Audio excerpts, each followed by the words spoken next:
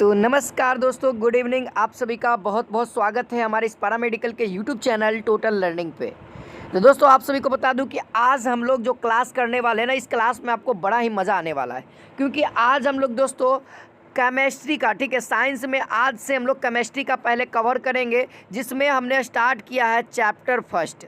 ठीक है, chapter first को स्टार्ट कर दिया है, जिसमें आपको थ्योरी भी है और डेली 8 बजे आपको लाइव मैं आ करके आपके साथ क्वेश्चन आंसर करूंगा, कह सकते हैं टेस्ट करूंगा। तो 8 बजे भी जुड़ना है और इस क्लास को आपको 6 बजे दिया जाएगा।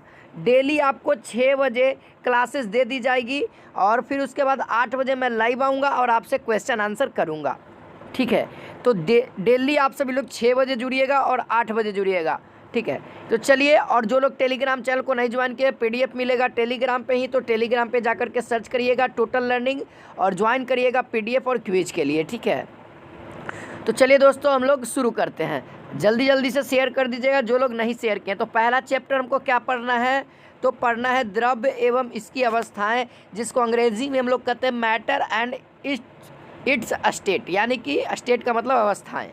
ठीक है, तो चलिए, सबसे पहले जब हम लोग द्रव्य चैप्टर को पढ़ रहे हैं तो द्रव्य आखिरकार होता क्या है। ठीक है, देखिए द्रव्य यहाँ पे इसको अंग्रेजी में हम लोग मैटर कहते हैं। देखिए, द्रव्य से किसी बच्चे को नहीं समझ में आ रहा होगा। देखिए, इसका एक और नाम बता दूँ, पदार्थ। ठीक है, पदार्थ के नाम से आप सभी लोग अच्छे से समझ जाओगे। ठीक है, पदार्थ के नाम पे आप सभी लोग अच्छे से समझोगे। ठीक है, हाँ, तो पदार्थ के नाम पे क्या होगा, देखिए यहाँ पे डेफिनेशन यहाँ पे लिख रहा है द्रव्य का यानी मैटर का यानी पदार्थ का वे सभी वस्तुएं जो स्थान घेरती है, जिनमें भार होता है तथा जिनका ज्ञान हम अपनी ज्ञानेंद्रियों के द्वारा कर सकते हैं, उसे वह क्या कहलाता है, द्रव्य कहलाता है। तो यहाँ पे ध्यान देना, इस वीडियो में आपको पूरा कंप्लीट एक चैप्टर हो जाएगा। अब ये कितना भी मिनट को आपको देखना है, क्योंकि इस चैप्टर से क्वेश्चन पूछता ही पूछता है। अब कैसा क्वेश्चन पूछता है ये भी बताते चलूँगा साथ में। तो देखिए, ये द्रव्य मतलब आप लोग समझ रहे हैं ना, वो द्रव्य नहीं जो पंडित जी कहते हैं ना, मंत्र पढ़ते हैं कि द्रव्य डालिए। हमको क्या हुआ ना, एक दिन कि हम तो गए अपने बहन का तिलक चढ़ाने, तो अब वहाँ पे तिलक चढ़ा रहे, तो पंडित जी क्या कह रहा है कि बबुआ द्रव्य डालो। तो अब वहाँ पे क्या था ना, लोटा में पानी भी था, तो हमको लगा कि द्रव्य का मतलब पानी डालने को कह रहा है, तो हम लोटा में पानी डाल रहे थे उस पूजा पे जहाँ पे डालने के लिए कह रहे थे पंडित जी। तो वहाँ पे हम तो डाल रहे थे, तो कहे कि नहीं, द्रव्य का मतलब ही नहीं बाबू, पैसा डालो। तो आप लोग द्रव्य का मतलब पैसा मत समझना और ना ही पानी। ये द्रव्य का मतलब हो जाएगा मैटर यानी कि पदार्थ। ठीक है, ऐसा गलती मेरे जैसा मत करना। ठीक है, चलिए, अब देखिए, अब जो आता है नेक्स्ट टॉपिक, भार। जो क्वेश्चन आपका न्यूमेरिकल पूछता है वो इससे पूछता है। कैसे पूछेगा, देखो, जिस बल से पृथ्वी किसी वस्तु को अपनी ओर आकर्षित करती है तो वह उस वस्तु का भार कहलाता है। देखिए, अब यहाँ पे आप बहुत सारे स्टूडेंट को पढ़ने में ये दिक्कत आ रहा होगी, सर ये तो गुरुत्वाकर्षण का आप डेफिनेशन लिखो। तो बाबू बढ़िया से पढ़ो। यहाँ पे कहता है जिस बल से पृथ्वी किसी वस्तु को अपनी ओर आकर्षित कर रही है। ठीक है, तो पृथ्वी के लिए वो गुरुत्वाकर्षण बल हो गया, लेकिन उस वस्तु का ना, वस्तु के लिए वह क्या हो जाएगा, उसका वेट कहलाएगा, उसका भार कहलाएगा। अब देखो, वेट इसको हम लोग W से सूचित करते हैं, भार को। अब देखो, अब द्रव्यमान और भार में क्या अंतर होगा। देखो, द्रव्यमान कहता है किसी वस्तु में विद्यमान द्रव्य के संपूर्ण परिमाण को। ठीक है, यानी कि द्रव्यमान में जो संपूर्ण परिमाण है, उसमें जो एक निश्चित मात्रा होती है, वो उसको हम लोग क्या कहते हैं, वस्तु का द्रव्यमान कहते हैं। जैसे यदि आप सभी लोग मार्केट में जाते हो आलू खरीदने के लिए, तो आप सभी लोग एक निश्चित मान बताते हो ना कि 10 केजी आलू दो, 50 केजी आलू दो, 100 केजी आलू दो। तो मतलब कि वहाँ पे क्या होता है, द्रव्यमान एक फिक्स क्वांटिटी है और भार हम लोग फिक्स क्वांटिटी नहीं कर सकते हैं। ठीक है, पृथ्वी को किसी भी चीज़ को अपनी ओर आकर्षित किसी भी फोर्स में कर सकती है। यदि उसका फेवरेट रहेगा पृथ्वी का, तो ज़्यादा जल्दी खींचेगा, है ना। तो ये ध्यान रखना, यानी कि जितना ज़्यादा ऊपर की ओर जाओगे, गुरुत्वाकर्षण आपके ऊपर उतना ही लगेगा। हम लोग ज़मीन पे हम लोग काहे नहीं उड़ पाते हैं, तो गुरुत्वाकर्षण बल के कारण ही। तो अब यहाँ पर से इन दोनों का रिलेशन बन के एक फार्मूला आता है, जिससे आपका न्यूमेरिकल पूछता है W = mg। W = mg यानी कि भार जो भार का फॉर्मूला होता है वो होता है मास गुने गुरुत्वाकर्षण। अब आपको क्या करेगा एग्जाम में न्यूमेरिकल क्वेश्चन में कि भार का वैल्यू दे देगा और ग्रेविटी यानी कि गुरुत्वाकर्षण का वैल्यू दे देगा। और गुरुत्वाकर्षण का वैल्यू नहीं भी देगा ना तो आपको पता होना चाहिए 10 अप्रॉक्स 10 कहते हैं ऐसे। एक को रेट इसका होता है 9.8 होता है न्यूटन, ठीक है, इसका जी का। और पूछेगा कि उस वस्तु का द्रव्यमान क्या था तो नहीं निकाल दोगे ये वाला फॉर्मूला से, या आपको द्रव्यमान दे देगा और आपको पता है ना ग्रेविटी पता है तो आप भार उसका नहीं निकाल लोगे उस वस्तु का, तो आसानी से निकाल लोगे। तो ये फॉर्मूला आपको याद रखना है। चलिए अब हम लोग टॉपिक पढ़ते हैं ऊर्जा। इसमें हम लोग बेसिक जानेंगे और जिस दिन ऊर्जा का चैप्टर चलेगा उस दिन इसके अंदर और बढ़िया से जानेंगे। जिस दिन भार का या द्रव्यमान का चैप्टर चलेगा उसमें और डीपली चलेंगे। चलिए कहता है किसी वस्तु के कार्य करने की क्षमता को ऊर्जा कहते हैं। देखिए ये बेसिक क्लास है आपका, फर्स्ट क्लास है, पूरा क्लास को देखो मज़ा आएगा।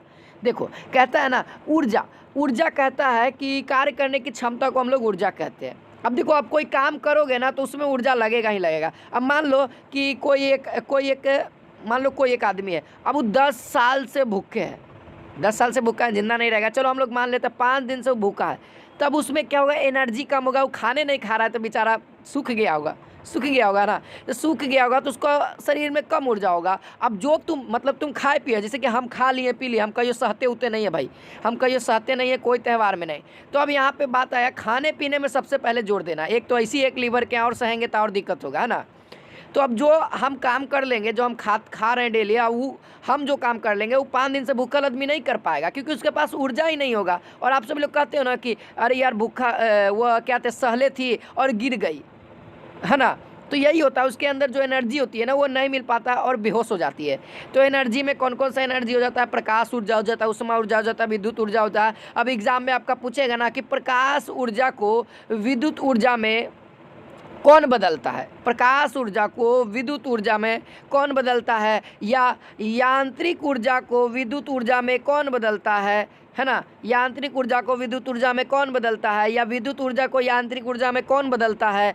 तो यांत्रिक ऊर्जा को विद्युत ऊर्जा में डायनेमो बदलता है, जिसको हम लोग जनरेटर के नाम से जानते हैं। और विद्युत ऊर्जा को यांत्रिक ऊर्जा में कौन बदलता है मालूम है, विद्युत मोटर बदलता है। तो क्वेश्चन पूछता है सबसे, बस आपको पढ़ने का नज़रिया बस चेंज रहना चाहिए। मेरे जैसा सोचने की कोशिश करो, मेरे जैसा क्या आप अपने अंदर उस सोचने की क्षमता को बढ़ाओ।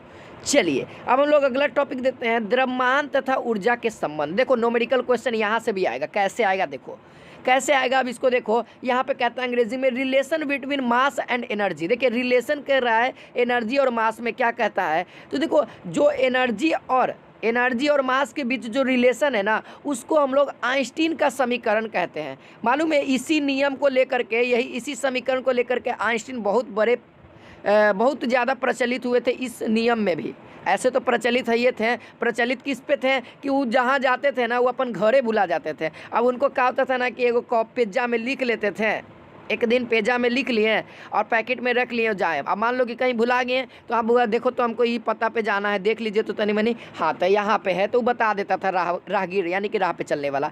एक दिन इनके साथ क्या हुआ ना कि एक आ गए आइंस्टीन जी। कहानी बहुत अच्छा है, इंटरेस्टिंग है, सुनो ना मज़ा आएगा। देखो आइंस्टीन क्या थे, एक दिन सफ़र के लिए ट्रेन से निकले। अब ट्रेन में तो उन्होंने टिकट काट लिया, ठीक है, उस समय वो बहुत ही बड़े वैज्ञानिक थे। तो अब टीटी आया कि सर आप अपना टिकट दिखाओ। अब आइंस्टीन जी कहे कि हाँ मेरे पास टिकट है, हम लिए हुए हैं, बहुत ही निफिकिर होकर के।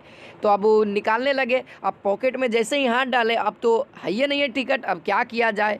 अब जो टीटी था वो जानता था कि बहुत बड़े साइंटिस्ट हैं, तो वो कहें कि सर आप छोड़ दीजिए, हमें कोई दिक्कत नहीं है, आपको कौन नहीं जानता है। तो वो कहे कि ठीक है ऐसा तो कोई बात नहीं है। तो कहे कि ठीक है, आइंस्टीन जी कहें कि ठीक है। अब फिर भी वो परेशान है कि हमारा टिकट कहाँ गया। टीटी कहा कि सर आप परेशान मत होइए, कोई बात नहीं, आप टिकट नहीं दिखाएगा तो कोई बात नहीं, आप बहुत बड़े वैज्ञानिक हैं। तो आइंस्टीन जी जवाब देते हैं कि अगर हमको टिकट नहीं मिलेगा ना बाबू तो हम घर नहीं पहुंच पाएंगे, क्योंकि उसी में मेरा पता लिखा है कि कहाँ जाना है। अब देखो इतना भुलक्कर आदमी, इतना बड़ा महान वैज्ञानिक है, सोच लीजिए। तो कभी भी सक्सेस मतलब किसी एक बार भी अनसक्सेसफुल हो जाते हो तो उससे नहीं भागना है कि हमको से नहीं होगा, काहे नहीं होगा, उसको जिद्दी लड़ो। तो यहाँ पर जो फॉर्मूला देते हैं आइंस्टीन जी, E बराबर mc², तो यहाँ पर से E हमारा एनर्जी है और m जो है हमारा मास है और c हमारा जो है निर्वात में प्रकाश की चाल है। अब देखिए एग्जाम में आता है कि निर्वात में प्रकाश की चाल क्या होती है। निर्वात में प्रकाश की चाल बताओ तो, कोई बता सकता है? कमेंट करके बताओ तो। देखो 3 × 10⁸ मीटर पर सेकेंड, मीटर पर सेकेंड होता है। देखो यहाँ पे मैंने लिख दिया है प्रकाश का वेग कितना होता है भैया, 3 × 10⁸ मीटर पर सेकेंड। और इसका भी स्क्वायर यहाँ पे कह रहा है ना, इसका भी स्क्वायर कह रहा है, तो ध्यान रखना है। चलिए अब यहाँ से क्या होगा कि आप अपना वेट को मालूम है, अगर कोई व्यक्ति का 50 kg वेट है ना, तो उसके अंदर कितना शक्ति है ये भी पता लगा सकते हो इस फार्मूला से, है ना। उसके अंदर कितना शक्ति है, 50 kg वाला के पास कितना शक्ति है, और 10 kg वाला बच्चा के पास कितना शक्ति है, या 45 kg वाला मोटा कह सकते हैं 100 kg वाला मोटा आदमी के पास कितना शक्ति है, सब पता लग जाएगा। फिजिक्स ऐसा चीज़ है ना कि आपको एकदम पूरा छानबीन कर देगा। बायोलॉजी में एक अथी नहीं होता है कि क्या कहते हैं पोस्टमार्टम, फिजिक्सों में पोस्टमार्टम होता है। चलिए अब जो अगला टॉपिक है हमारे सामने, कहता है द्रव की अवस्थाएं, स्टेट ऑफ मैटर।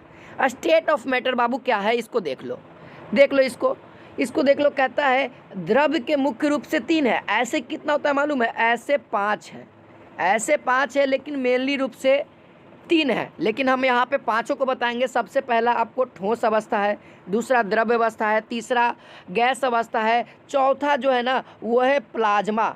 क्या है? वो है प्लाज्मा। और 5वां क्या है, बोस आइंस्टीन कंडेंसेट। ठीक है, बोस आइंस्टीन कंडेंसेट, क्योंकि ये आइंस्टीन जी ने दिया था। ठीक है ना। तो चलिए अब हम लोग देखते हैं ठोस अवस्था को। 5 को होता है, याद रखिएगा। एग्जाम में कोई भी एक दे देगा, कहेगा कि निम्नलिखित में से कौन सा द्रव का अवस्था है। अगर बोस आइंस्टीन कंडेंसेट रहेगा, बहुत सारे स्टूडेंट को ये बोस आइंस्टीन कंडेंसेट नहीं याद रहता। प्लाज्मा तो याद रहता है मगर बोस आइंस्टीन कंडेंसेट नहीं याद होता है, तो ये याद रखिएगा अब से। देखिए ठोस अवस्था कहता है द्रव की वह अवस्था जिसमें उसका आकार और आयतन दोनों निश्चित होता है, तो उसे हम लोग ठोस कहते हैं। ठोस कहने का मतलब बहुत ज़्यादा बल लगाने पर वह टूटेगा, और टूटेगा कैसे, तो भी ठोस के जैसा ही एकदम कड़ा होगा। कहने का मतलब वह अगर किसी बर्तन में रखते हैं, अगर बर्फ़ को मान लो, अगर वैसा स्थिति में फ्रीज में मान लो कि हम फ्रीज में हैं और बर्फ़ को निकाल करके दूसरा बाल्टी में, मतलब पहले एक बोतल में रखा हुआ था, बोतल फाड़ दिए। क्या किए, बोतल को हम लोग फाड़ के बर्फ़ निकाल लिया और उसको बाल्टी में रख दिए, तो बाल्टी के शेप ले लेगा कि जो बोतल का शेप है वही बोतल नहीं रहेगा। तो वही बात है, ठोस अवस्था में बोतल का शेप, यदि बोतल वाला जो शेप वाला बर्फ़ को यदि हम बाल्टी में रखते हैं, फ्रीज में रखेंगे, इसलिए मैं फ्रीज में बोल रहा हूँ कि अगर मैं बोलूँगा ना कि बाहर, तो सर कोई स्टूडेंट कहेगा ना कि सर बाहर है तो गर्मी से पिघलेगा नहीं, तो बाल्टी का शेप हो जाएगा। तो नहीं बाबू, हम फ्रीज में बात करेंगे। ठीक है, तो क्या होगा, वह बाल्टी का तो शेप नहीं धरेगा। हाँ, जब बाल्टी में पानी डाल करके फ्रीज में उसको रख देंगे तो वह बाल्टी का शेप रहेगा। ठीक है, तो वही बात है, ठोस में क्या होता है, आकार और आयतन निश्चित होता है, जैसे लकड़ी, पत्थर इत्यादि, लोहा, जितना भी कड़ा चीज़ है उसको ले सकते हो नाम में। चलिए अब द्रव की ओर बात करते हैं। द्रव अवस्था कहते हैं द्रव की वह अवस्था जिसमें उसका आयतन तो निश्चित होता है लेकिन आकार निश्चित नहीं होता है। बाबू देखो, द्रव को समझो जैसे जल, दूध, तेल। देखो अब मान लो कि हम एक बोतल गए, ये बनिया के दुकान में गए और एक बोतल तेल ले लिए। क्या लिए? तेल लिए।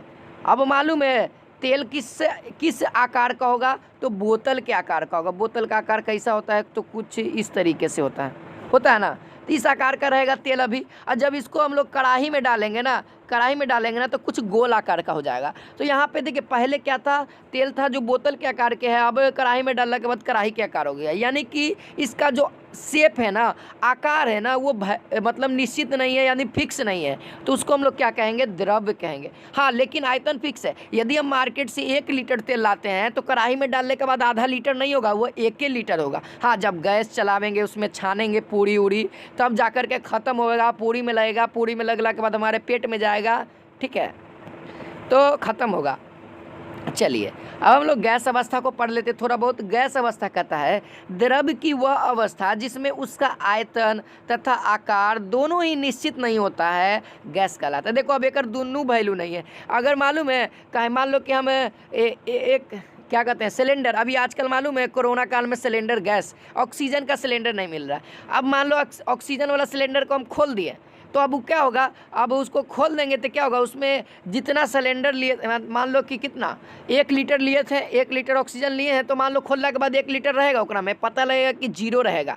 अभी अंदर है, उसके अंदर बंद करके तो वह क्या है सिलेंडर का आकार है। जैसे ही सिलेंडर से निकालेंगे तो वो क्या होगा पूरा वातावरण में फैल जाएगा, यानी कि वो वातावरण का शेप ले लेगा। जैसा वातावरण होगा वैसा शेप ले लेगा, यानी कहने का मतलब। और वहाँ पे क्या होगा, आकार तो अनिश्चित हो गया। अब आयतन को अनिश्चित कर देते हैं, कैसे सर? तो देखो जब सिलेंडर से निकालोगे तो वो क्या होगा, सब निकल जाएगा। अब इसके अंदर बचेगा, इसके अंदर बचेगा कभी भी कितनों भी। हाँ लेकिन वही तेल की बात करो, तेल को निकालेंगे और कढ़ाई में डालेंगे तो घटेगा नहीं। हाँ वही सिलेंडर को यदि सिलेंडर से यदि हम दूसरे सिलेंडर में कन्वर्ट करते हैं तो कुछ गैस तो ज़रूर निकल जाएगा, कुछ ना तो कुछ, चाहे ना वह एकदम 0 kg में काहे ना हो, 0 ग्राम में काहे ना 0.1 ग्राम, लेकिन निकलेगा गैस। हाँ वही लिक्विड की बात करें, लिक्विड नहीं निकलेगा, ठीक है।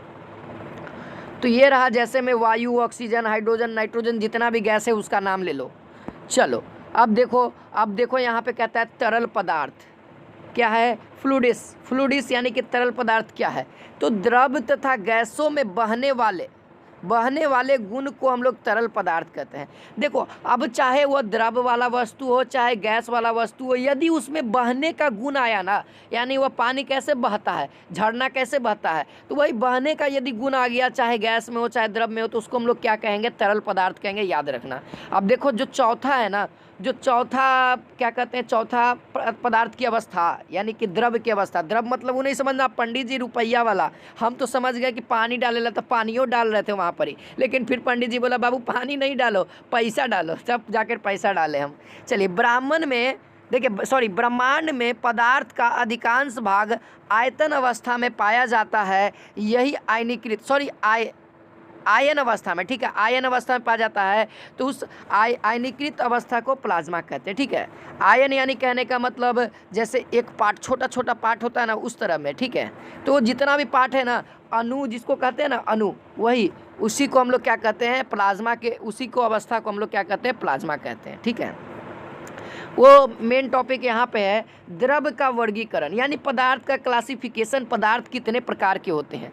तो सबसे पहले क्लासिफिकेशन कर देते हैं जी, बंटवारा करते हैं। तो द्रव, ये मान लो कि ये बाप है, क्या है, यह क्या है, बाप है। अब इसका 2 बेटा हुआ, एगो शुद्ध हुआ एगो अशुद्ध हुआ, ठीक है। इसका 2 बेटा हुआ, इसका एक शुद्ध हुआ एक अशुद्ध हुआ। तो हम लोग शुद्ध की बात करते हैं, जब शुद्ध का शादी ब्याह हो गया, शुद्ध का शादी ब्याह हुआ तो इसका भी 2 बेटा हुआ, एक तत्व हुआ एक यौगिक हुआ, ठीक है, तत्व और एक यौगिक। अब देखो अब दोनों बेटा के क्या हुआ, शुद्ध वाला कहा कि अब हम टेंशन नहीं रखेंगे माथा पे, दोनों कोई ब्याह कर, तो क्या हुआ ना कि तत्व वाला के लग गया, बड़का के लग गया, मगर छोटका के अब लग ही नहीं रहा है, ठीक है। छोटका के नहीं लग रहा है तो इसको कहा कि जो तोरा करबे ना करबो, तो लगता ही ना हो, तू कैसन है, तो इसको छोड़ दिया और तत्व के ब्याह कर दिया। अब ब्याह कर दिया तो इसका भी हुआ, तो इसका मालूम है ये सब के परंपरा चल रहा था बाप के कि 2 होगा, लेकिन तत्व वाला क्या किया, नहीं परंपरा को तोड़ दिया, कहा कि ना तोहनी के 2 हो तो हमर 2 थोड़े होते, हम 3 के पैदा करेंगे। तो यहाँ पर देख लो, धातु को पैदा किया और धातु को पैदा किया और उपधातु को पैदा किया, ठीक है। तो यहाँ तक इसका रहा, शुद्ध का क्या कहते हैं, वंश रहा। अब देखिए अब अशुद्ध का वंश देख लीजिए। अशुद्ध का तो शादी हो गया कैसी तरह से, कुछ हुआ नहीं इसके साथ भाग भरोसे, लेकिन यौगिक के साथ तो बहुत कुछ हो गया, बेचारा का बंडा रह गया, तो बंडा रहने दीजिए। अब देखिए अब इसका 2 बेटा हुआ, अब इसका हुआ समांगी मिश्रण और विसमांगी मिश्रण। तो यहाँ पर भी इन दोनों को ही बंडा रह गया, इन दोनों को भी नहीं मिला, कहाँ पता कैसन किस्मत लेकर के ज़िंदगी में आया था, इन दोनों का भी ब्याह नहीं हुआ, यहीं तक लटक गया, ठीक है। चलिए आई होप आप सभी को समझ में आ रहा होगा। तो ये सब जितना मैं बोल रहा हूँ ना, ये सब समझाने के लिए आपके लिए बोल रहा हूँ, बस समझिएगा बढ़िया से। चलिए अब देखिए यहाँ पे कहता है शुद्ध पदार्थ को हम लोग थोड़ा बहुत जानते हैं, डेफिनेशन सबका थोड़ा थोड़ा मैंने लिखा है क्योंकि बेसिक क्लास है। वे द्रव्य जिसका रासायनिक संगठन निश्चित होता है उसे शुद्ध पदार्थ कहते हैं। प्योर सब्सटेंस अंग्रेजी में क्या कहते हैं? Pure substance. अंग्रेजी वाले स्टूडेंट को कुछ ना कुछ जरूर समझ में आ रहा होगा, थोड़ा % भी समझ में आ रहा होगा, लेकिन समझिए। देखिए अब शुद्ध के प्रकार 2 प्रकार के होते हैं। अभी मैंने बताया ना कि शुद्ध ब्याह किया, 2 गो बेटा पैदा किया। 2 गो कौन कौन? तो तत्व और यौगिक। ठीक है, अब तत्व का डेफिनेशन भी जान लेते हैं। तो देखिए यहाँ पे तत्व कहता है कि किसी भी शुद्ध पदार्थ को हम लोग क्या कहते हैं? एक ही प्रकार के, ठीक है, क्या एक ही प्रकार के शुद्ध पदार्थ यदि मिलता है तो उसे हम लोग तत्व कहते हैं। जैसे समझिए कोई एक ही प्रकार का, जैसे O+O बनेगा तो O2 बनेगा, तो ये भी परमाणु क्या है? ये सेम है और ये सेम है, तो ये दोनों सेम जब मिल के बनेगा, जो नया बनेगा उसे हम लोग तत्व कहते हैं। जैसे O2 को हम लोग ऑक्सीजन कहते हैं। जैसे फेरस हो गया, एल्युमिनियम हो गया, कोई जैसे कि जितना भी पीरियोडिक टेबल में है ना सारा तत्व है, एल्युमिनियम, फेरस, जिंक, ये सब क्या हुआ? तत्व हुआ, क्योंकि ये सेम है। ठीक है, अब देखिए वही यौगिक की बात करें तो यौगिक में देख लो यहाँ पे कहता है वे पदार्थ जो 2 या 2 से अधिक तत्वों के निश्चित अनुपात में, क्या फिक्स क्वांटिटी में रासायनिक संयोग से बनते हैं, वो यौगिक कहलाते हैं। अब देखिए इसको एग्जांपल से समझिए। जैसे जल है, जल का हम लोग सूत्र जानते हैं ना, H2O होता है। जल का क्या होता है? H2 होता है। यदि आपको कहे कि जल बनाना है तो आप क्या करिएगा? आप वहाँ पे क्या करिएगा? आपका दिमाग में यही जाएगा कि हमको हाइड्रोजन कितना लेना है? 2 गो, और ऑक्सीजन कितना लेना है? तो 1 गो। यहाँ पे लेना मतलब 1 गो 2 गो का मतलब समझ रहे हैं ना? परमाणु, उसका क्या? उसका परमाणु, ठीक है, उसका 2 परमाणु हाइड्रोजन का लेंगे और ऑक्सीजन का 1 परमाणु लेंगे, या ठीक है। तो यही रेशियो रखना है। तो ये अगर जल बनाना है तो ये तो फिक्स रखना पड़ेगा। यदि हम कर दे 3 और 1 कर देते हैं तो जल नहीं बनेगा, दूसरा चीज़ बन जाएगा, ठीक ना। तो ये सब इसका यौगिक का है। इसी तरीके से अब हम लोग आगे बढ़ेंगे तो देख सकते हैं, अब मैंने बताया था कि तत्व शादी किया तो वो कहा कि हम परिवार के परंपरा को नहीं निभाएंगे, हम दूसरा अपना परंपरा लाएंगे। तो 3 गो बेटा को पैदा किया, पहला धातु, दूसरा उपधातु, तीसरा अधातु। तो धातु किसे कहते हैं? तो वैसे तत्व जिनमें धात्विक चमक हो, उष्मा का चालकता हो और आघात वर्धनीयता हो, तो उसे धातु कहते हैं। देखिए ये जितना डेफिनेशन में आपको लिखा हुआ है ना, ये सब धातु का गुण है। गुण को ही हम लोग डेफिनेशन में यूज करते हैं। पदार्थ को क्या करते हैं? पदार्थ का भी गुण को हम लोग यूज करते हैं उसका डेफिनेशन में, कि पदार्थ स्थान को घेरता है, वो क्या? उसका एक गुण ही ना है, उसका डेफिनेशन में यूज करते हैं। जैसे चांदी, लोहा। देखिए ये उष्मा का बेस्ट चालक भी होता है। देखिए अब एग्ज़ाम में आपका आएगा, एग्ज़ाम में आ चुका है, क्या आ चुका है, पूछा गया है कि विद्युत ऊर्जा का बेस्ट चालक, एकदम प्रमुख चालक कौन है? बताइएगा तो कमेंट करके। कोई बताएगा लोहा, कोई बताएगा चांदी। तो यहाँ पे देखना, जो लोग चांदी बताएंगे ना उनका राइट है, चांदी प्रमुख चालक है। एग्जाम में पूछता है बाबू, तो ध्यान रखना है। चलिए अब हम लोग आगे बढ़ते हैं, अधातु को देखते हैं। यहाँ पे अधातु का डेफिनेशन पढ़ लेते हैं। वैसे तत्व जिसमें धातुओं से विपरीत गुणधर्म पाए जाते हैं उसे अधातु कहते हैं। जैसे कार्बन। देखो अधातु मतलब समझना जिसमें धातुई चमक ना हो, चमक उसमें ना हो, उसमें उष्मा का चालक ना हो, जैसे उससे उष्मा पास ना करे। देखो जब उष्मा का मतलब उष्मा का फंडा समझना, उष्मा का जब चालकता का चैप्टर पढ़ाऊंगा ना तो उसमें समझ में आएगा, लेकिन यहाँ पे आपको थोड़ा बहुत हिंट्स दे देता हूँ। जैसे आप सभी लोग लोहा के कढ़ाई जानते हो, लोहा के कढ़ाई घर में खाना बनता होगा तो गैस पे चढ़ा देते हो और ओकरा में तेल डालते हो। तो कभी कभी एक्सपीरियंस किए होगे कि गलती से क्या होता है ना कि कढ़ाई को साफी से धरे के जगह पे हाथे से धर देते हैं, तो क्या होता है, हाथ जलने लगता है। तो क्या हुआ, वो जो लोहा है ना उष्मा का चालक कर रहा है, उष्मा का क्या कर रहा है, चालक कर रहा है। यहाँ पे देखो उष्मा का चालक कर रहा है लोहा के कढ़ाई। चाहे एल्युमिनियम के कढ़ाई भी क्या होता है, उष्मा उसमें यानी कि गर्म कर देता है, उष्मा का चालकता है। देखो यहाँ पे पूरा हेडलाइन में लिखा हुआ। लेकिन वही कार्बन के यदि कोई चीज़ ले लोगे तो उसको गर्म करोगे तो वह गर्म नहीं होगा। आयोडीन का भी ले लो, गर्म नहीं होगा, ठीक है, और करेंट भी पास नहीं करेगा। चलिए उपधातु को देखते हैं। उपधातु क्या कहता है, वैसा तत्व जिसमें गुण धर्म धातु तथा अधातु के बीच में होता है। यानी कि कभी कभी धातु के जैसा व्यवहार करेगा, कभी अधातु के जैसा व्यवहार करेगा। लेकिन यदि अब एग्जाम में आपका पूछा जाएगा कि शुद्ध रूप से उपधातु किसके जैसा व्यवहार करता है, यदि जैसे मान लो कि खोदल गया और उपधातु प्राप्त हुआ, तो जो प्राप्त हुआ ना वो कैसा व्यवहार करेगा मालूम है? वो व्यवहार करेगा अधातु के जैसा। किसका? अधातु के जैसा, यानी उसमें करंट ही नहीं पास करेगा। जब उसमें थोड़ा सा चमकाया जाएगा, निहाया जाएगा, धोवाया जाएगा, तब जा कर के वो क्या करेगा? अर्ध यानी अर्धचालक जानते हो ना, अर्धचालक उसके जैसा काम करेगा, उपधातु के जैसा। ठीक है, धातु ही चमक भी कभी कभी आएगा, कभी कभी नहीं आएगा। ठीक है, अब देखो जो एग्ज़ाम में पूछता है, बहुत ही मोस्ट इंपॉर्टेंट, पृथ्वी पर पाए जाने वाला तत्व और उनका प्रतिशत। देखो आपका एग्ज़ाम में पूछता है कि पृथ्वी पर सबसे ज़्यादा ऊपरी परत में सबसे ज़्यादा पाए जाने वाला तत्व कौन सा है? तो आपको बता दूं मैं, ऊपरी परत में सबसे ज़्यादा पाए जाने वाला एल्यूमिनियम है, जिसकी प्रतिशत है 7.3। ठीक है,